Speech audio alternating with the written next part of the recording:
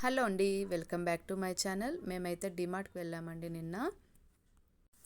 డిమార్ట్లో అయితే ఎప్పుడు మామూలుగా ఆఫర్స్ అయితే ఉంటాయి కదా, ఎక్కువ కొనేస్తామనేసి ఇంట్లో లిస్ట్ రాసుకుని మరి ఒక 6-7 ఐటమ్స్ అయితే కావాల్సి ఉండింది. అంతే మాకి లిస్ట్ రాసుకొని మరీ వెళ్ళాము అంతే ఐటమ్స్ తీసుకోవాలని. కానీ అక్కడికి వెళ్ళిన తర్వాత అవి ఇవి ఆఫర్స్ అన్నీ చూసి అదిగో ఇలాగైతే వేసుకొని వచ్చేసాము.